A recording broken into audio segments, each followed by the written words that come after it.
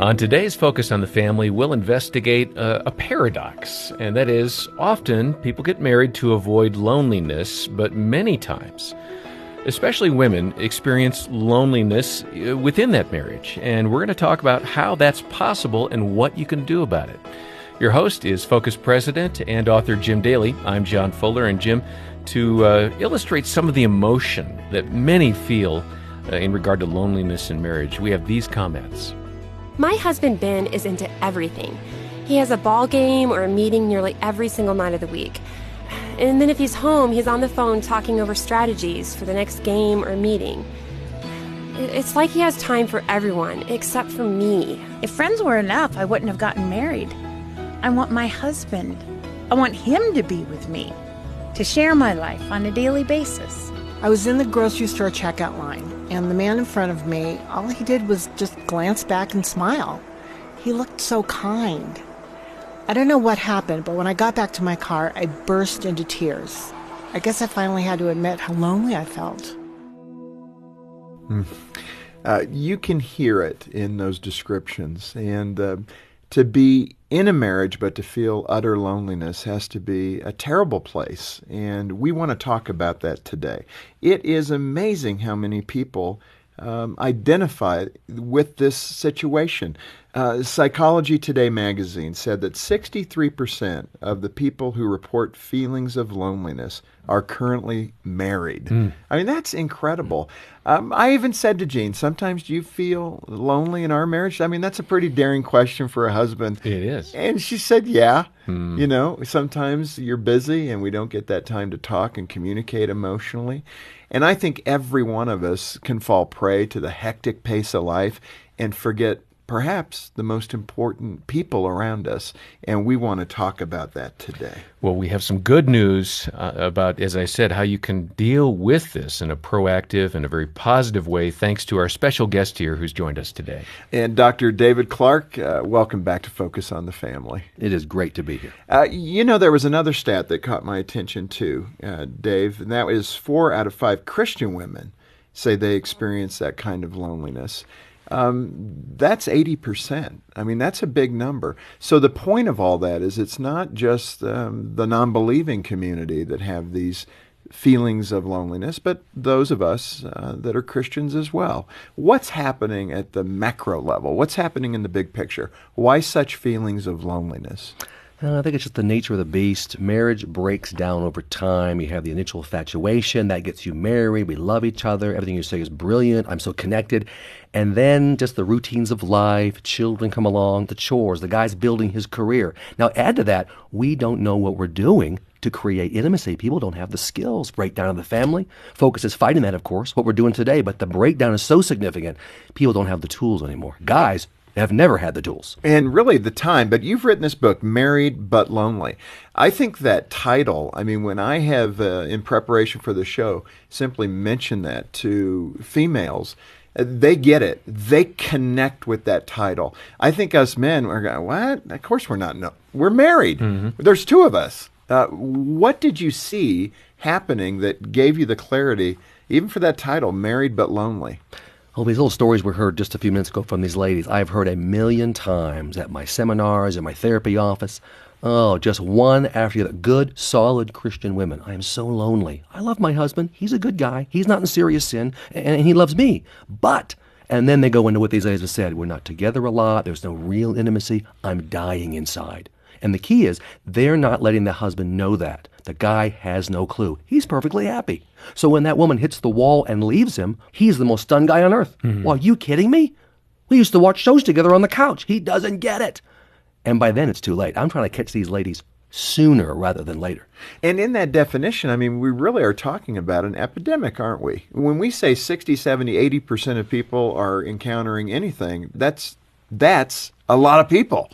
And what do we do? I mean, how do we equip men to be better listeners, better? And I got to ask you this question. Are we expecting too much out of men? You know, I don't think so, and that's the good news. If a guy loves his wife and he has an IQ of over 100, most men do, he can learn. I had to learn. I'm a clinical psychologist. I didn't have a clue. 10 years into our marriage, the blonde is saying to me, I'm lonely. This isn't working. Now, you refer to your wife as the blonde, yeah, just so blonde. people and can she's catch good that. with that. She is great with that. been 25 years she's never said it different, and she would tell me. Believe me. 10 years in, you give me 3 wonderful kids, and one's coming, and we were just kind of losing it. Still loving each other, but not in love. So you have to get the man's attention. If the man you get his attention, lead him through a series of steps, like I cover in the book, he will learn, he'll start to lead, everything will click. Well, and you talk about, emphasizing good communication in marriage. You mentioned some of those things that detract from good communication, such as kids. Paint the picture in your counseling practice. What are the general themes that you see that prevent or at least get in the way of good communication? We've got male-female differences, first of all. Guys clam up. We don't like to talk personally. We'll talk about sports, the lawnmower needs fixing, kid issues, career stuff. We don't want to get into the personal things. We're not made that way. Well, That's okay, not our but arena. why? Why are we made differently? What is preventing us from doing that? I think it's just genetic. This is what God has done to us. Now, he's got a master plan, because if we work together and let the woman actually teach us, because she has many more skills interpersonally than we ever will have. She's got a PhD in emotional intimacy and spiritual intimacy very often. We have like a 3rd grade education. So we have to let the woman kind of guide us, teach us, and then we come together, we get it. I think it's just genetic. Plus, we're into control as men. When Sandy asks me a question and I feel a little pressured by her, I just clam up. Are you talking to me? This is my wife. I love her. I'd throw myself out of a bus for her, but I will not talk to her personally. Well, it's crazy. I've had to learn that's what she really needs. How does a guy take that first step? I mean, you go home tonight and say, honey, I need to talk to you.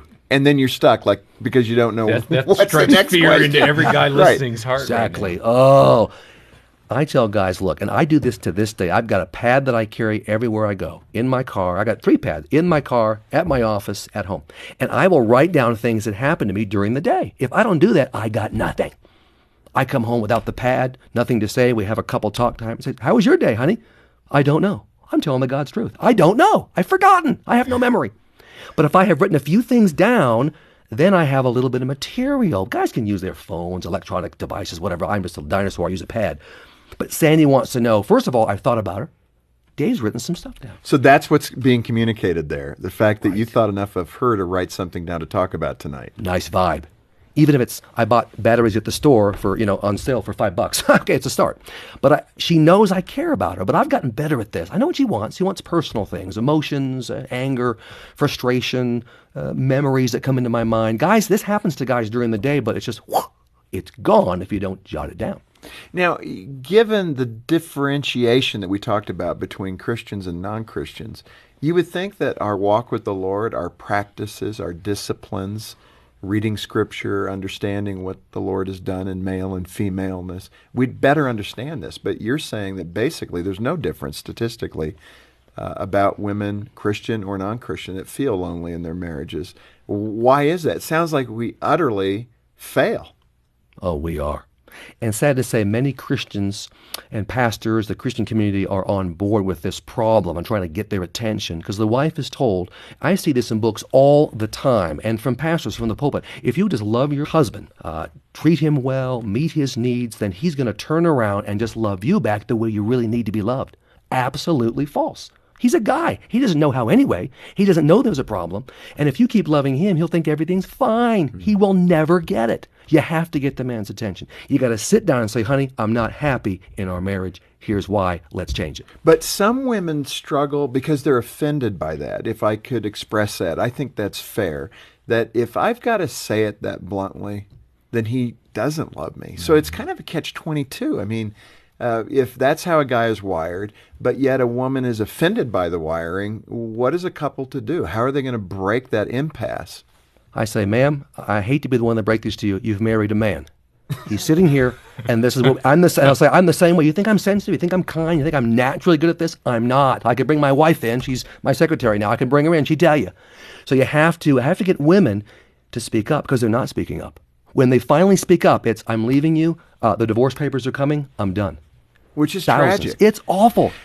Dave, talk about that. Play that through for us, though. Let's do a little role playing. And you counsel thousands of couples, so just pick one in your mind without naming them. But what does that look like?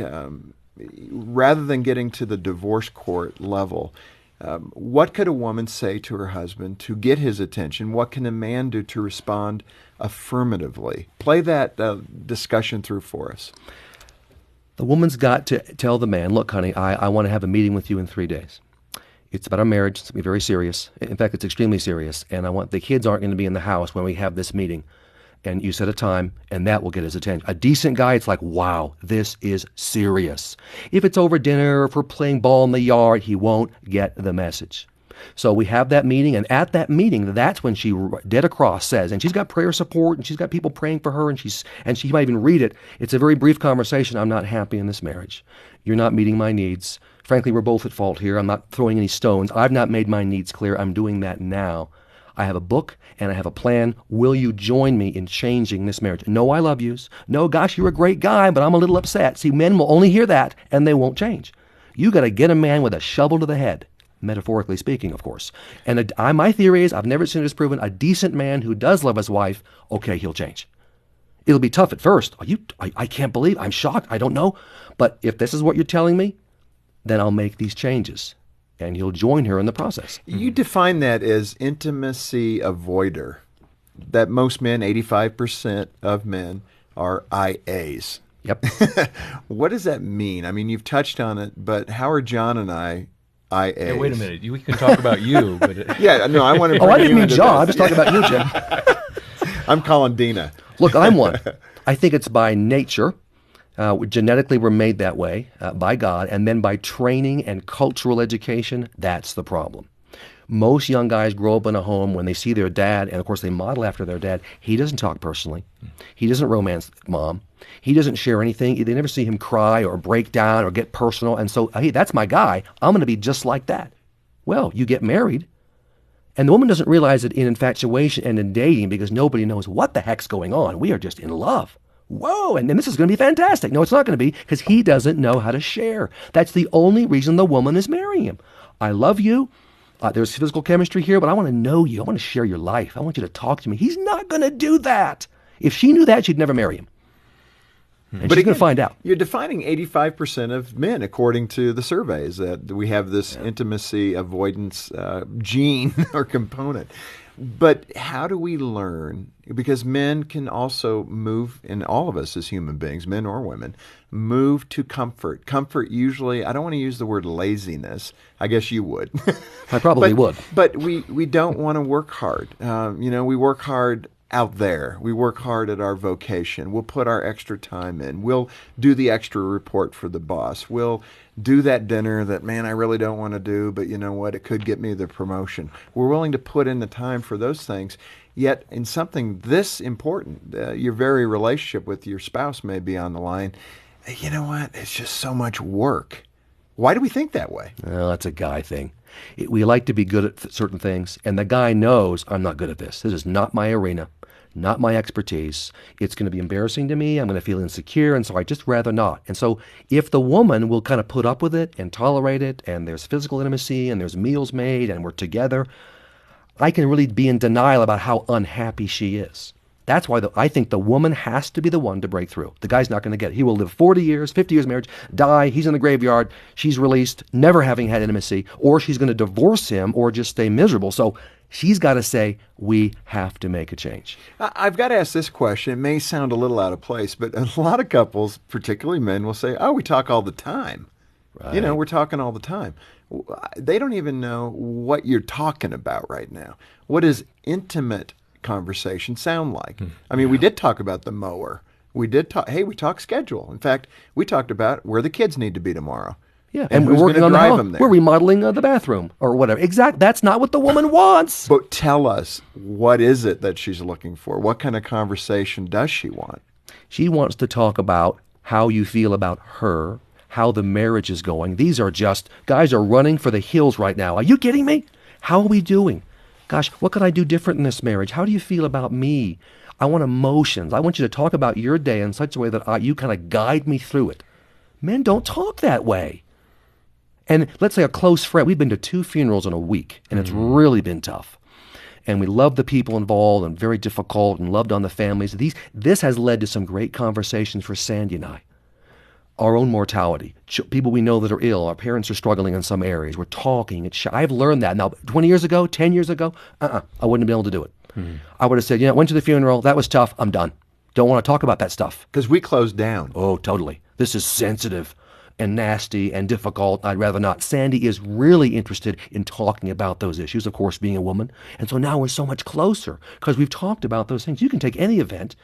Funerals are a bit dramatic. Could be a wedding. Could be anywhere you go. You see a movie. You don't see a movie to see a movie. A guy thinks he sees a movie just to see the movie. No, dummy, moron. I'm the same way. You see the movie to talk with your wife about the movie afterward. That's the whole point. In your book, Married But Lonely, you talk about a husband transformation strategy. Now, this is about for 1999, you too can have a new husband. But the husband transformation strategy, what are you driving at there? We've got to teach this man skills. First, we have to get his attention. I'm not happy. And the woman will admit, I'm part of the problem. I've not shared my needs. And so we go through a series of steps where she shares her needs very clearly. He reads chapters in the book. He only has to read 3 chapters in the book, 5, 6, and 7, about what God says to husbands. It's not even what the wife says, what God says about meeting a woman's needs. Well, God would know. He reads those chapters. He starts to realize, I'm falling short. Yes, you are. Let's work together on these issues. And so it just goes step by step by step. She's going to clean out her resentments. Because a woman who has a lot of resentments built up, even with a good man she loves, is not going to be able to accept his change, even if he does change. So we have to clean those resentments out. Not fun to do. I'm not the fun therapist. Anyway, so we move through that material, and then she forgives him, and then she's open. Plus, as she shares her resentments, and he talks with her through those things, he knows what her real issues are, because she's nailing it every time she talks about a resentment. David, you must find a bit of humor when you read the scripture as a therapist, someone trained, and you come across, like in Proverbs, where it says it's better to live on the corner of your roof than in the house with a contentious woman. That's the paraphrase that comes to mind. You're kind of describing what the person writing that proverb was talking about. It's this conflict. Man, I'd rather not be in this house. I'm going to go live on the roof. Yeah. That's odd, but do you laugh at some of those scriptures? I do, because I see it in my office every day of the week, Monday through Friday. And you're going to live with a contentious woman if she doesn't express her resentments, if she's not dead honest with you. All the resentments make a woman who's cold, who's mean, who's sarcastic, who will pay you back. And she doesn't want to, she's just going to. If she'll clean that out in a firm but gracious way, you're not kicking the door in and going, all right, buddy, you and me. You are firm, you're loving, but you're gracious and respectful. You're not just mean and sarcastic about it. Okay, let's give a little clue here. You talk about a man's density, that we're dense generally. Give us some of the telltale signs of resentment. If your wife is doing X, then you're in trouble. Fill in the X. You go to kiss her in the morning and you get the cheek. This is a clue. You come home and she's made the meal and you ask her to sit with you, as many men do. Gosh, I'd like to watch a show with you, honey. Could you sit with me on the couch? She doesn't do so. She has other things to do. It will really hit you in the bedroom. Oh, that's where the man will really, even a dense man will start to realize. She will avoid intimacy. She will not be with you physically. And when she is, she's absolutely not there. She will say things, even in public, that are kind of not out and out sarcastic and mean, but there's a tinge to it. There's an edge to it. She will really focus on the kids. She will spend very little time with you. I mean, this is what's happening. And it takes men maybe months, even years to figure it out. Because the man will go, well, I don't really get it anyway. I don't know intimacy anyway, so I'll just go get wrapped up in my job or sports. And so they're just really pulling apart. Is it ever too late for a couple to get on the right track? Never, ever too late. I say that to every couple I see. I'm like a dog on a bone. Because one person wants divorce, one doesn't. I got to work on the one that wants divorce. No, this can change. If we know Jesus, if everybody in this room knows Jesus, and we do, right? We'll get through. Now, I've got to imagine that those folks feel hopeless. I mean, they've been arguing, perhaps, like you said, for years. To say that, I hear it, but how do you take that first step? What are you going to do to begin to remedy this deficit that you've perhaps had for years in your relationship? Now, Dr. Clark always has a plan, and it begins, and so people will know that I'm going to take you through a series of steps, maybe drag you through, and you have to do it my way or I won't see you. But we'll start with prayer right there in my office. Now, we know God here. We're going to pray. I'm going to pray for you right now. I may even have them pray. We're going to right now give this to God, and we're going to ask Him for His help. And I'll say, if God was here in this room, and he is, let's picture him sitting in this chair, what do you think he would say about your marriage? Well, they know what he'd say. He'd want us, they hang their head, he'd want us to fix it. Yes, he would. Well, knowing that, let's ask for his help, and we start spiritually bonding right away. I have them start praying the first week together. They aren't even talking, let alone praying. I don't care if the prayer is as simple as, Dear God, our marriage is in trouble. I have no hope here, but I'm asking, would you help us? Just that simple prayer is powerful, and it will give them hope. The slightest sliver of hope, tiniest sliver of hope can make all the difference.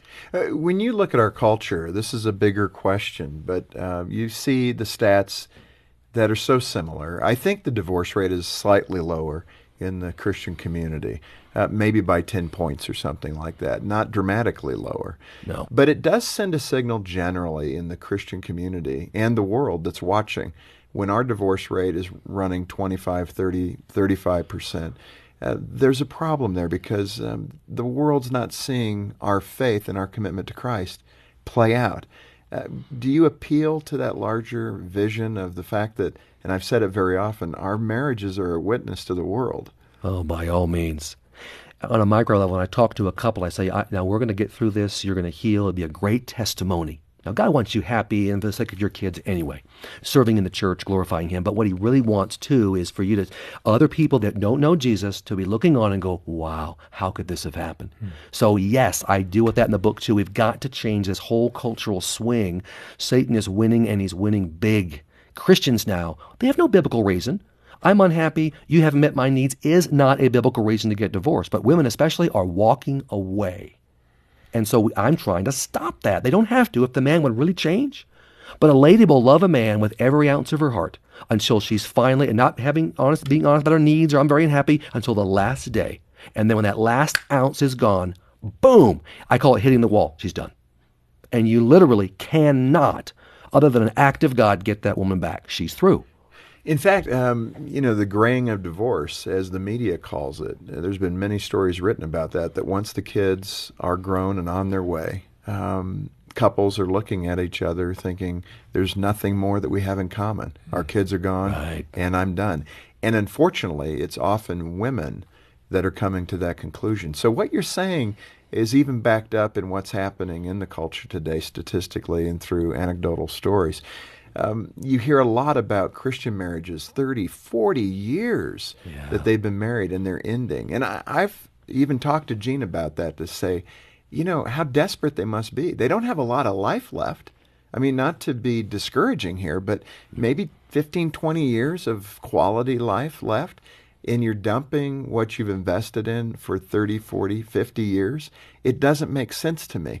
But is that loneliness so deep and so troubling that they're willing to leave at 60, 65 because they want something better? I'm seeing more and more of that in my practice. We never used to lose those couples. Never. And now we're losing them by the scores in major churches, and it's so discouraging for the younger couples. The ripple effect is massive. And I think you're right. It's so miserable that I would rather live alone, break my kids' hearts, shatter my grandkids' hearts. I don't care. I'm so unhappy. I've got to go for the brass ring. I'd rather live alone. Some of these folks will find other partners, but many won't even remarry, but they're good with that. Well, that's tragic. My point is, and God's point is, really, hopefully, I think it's my point, hopefully it's his point too.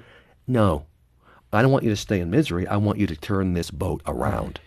Dr. David Clark, author of the book Married but Lonely, we need to talk about the hope that is there. So let's come back, and next time, let's discuss the way through the woods, because we've touched on it today, but I really want to hit it more directly next time. Will you stay with us? I'd love to. I'm so thankful that you have such a plan here based on God's Word that can really turn those difficult and lonely times in marriage around. And we're really looking forward to hearing more of your insights next time. Our program was provided by Focus on the Family. On behalf of Jim Daly and the entire team here, thanks for listening in. I'm John Fuller.